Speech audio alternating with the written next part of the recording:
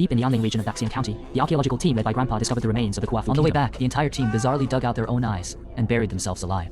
Only the last message was left. We found Kuafu's body. Remember, never look directly at the sun. 3 months ago, the Greater Kingdon Range experienced a week of heavy rain, causing a landslide on Mountain Peak. After the landslide, a huge empty shaft appeared, connected to a bottomless cave guarded by mountain spirits. Someone found a strangely shaped bronze crown and handed it over. The astonishing conclusion was that these artifacts do not belong to any known civilization. Grandpa led the archaeological team back, but the members gradually went insane. They dug out their own eyes and buried themselves face up underground.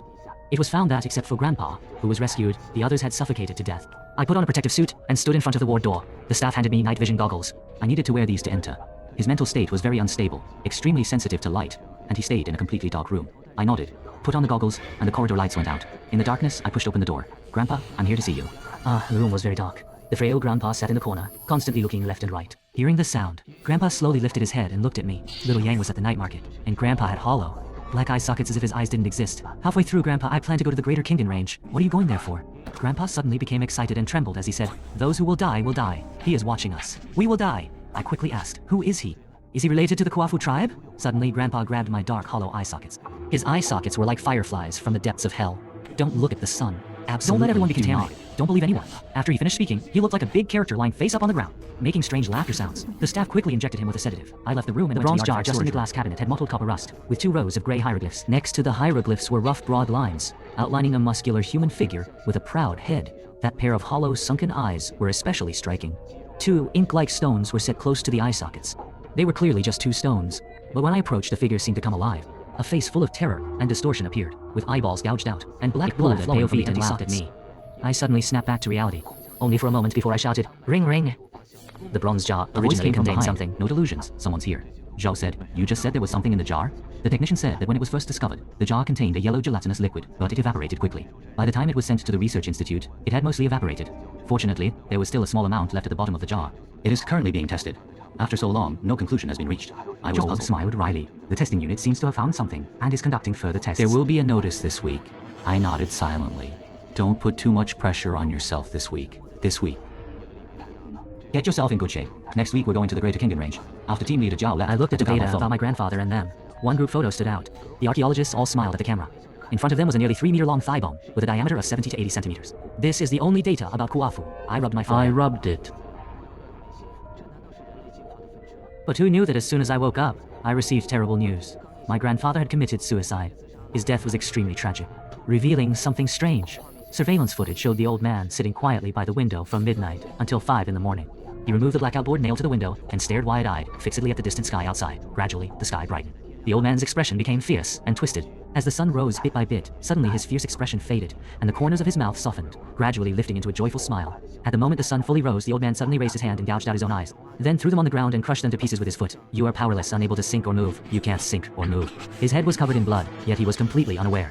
Suddenly, the old man disappeared from the mirror. When I searched the video, a blood-covered face almost filled the entire screen.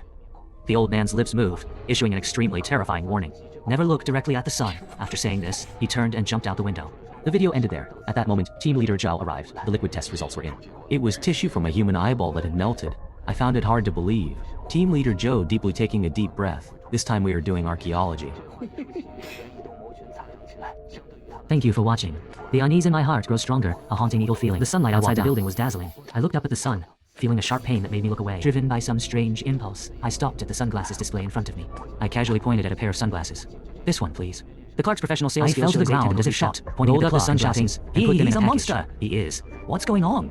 The store manager scratched his head in confusion, then turned to the clerk and said, "Xiaoling, check the back of my head." "It feels like something stuck there," the clerk replied. "Okay," then lifted the sticky tentacles and peeled back the manager's scalp. Under the scalp, 7 eyes flickered. The clerk grinned and stuck out a tongue like a white threadworm. "What is that?" The manager scratched his scalp so hard it tore off, and he casually threw the skin tissue on the ground. A vortex-shaped breath contracted. The clerk standing in the store entrance was a woman about 25 or 26 years old. I was half crazed. I looked around the sunglasses, realizing the manager chased times, then turned and left. The person's bones and belly was a cylindrical, hard object that appeared in my palm. I took it out.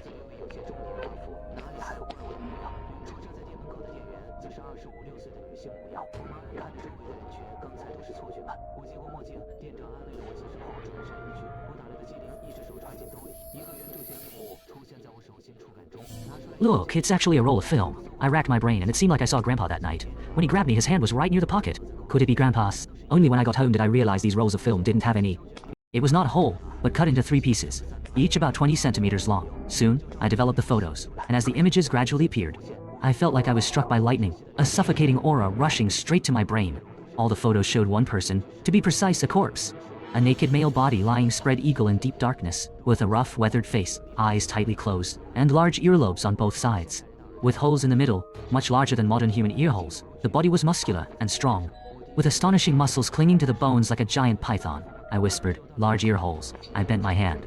This is what the Kuafu people look like. I arrived early at the research institute, planning to share the photos, his eyes full of fanaticism. The shadow at his feet moved like an octopus. Helpfully, I pretended to be confused, steadied the door, and smiled. Ming Tong Peng Peron Tu Canada, nothing serious. Just asking about the equipment. Rest assured, the equipment is the best available.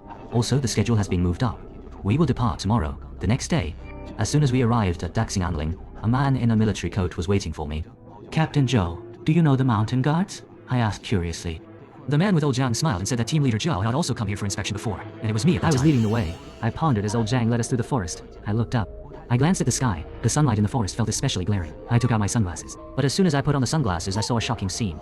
The sun hanging high in the sky had actually turned into a black, twisted mass. Like countless tentacles waving wildly,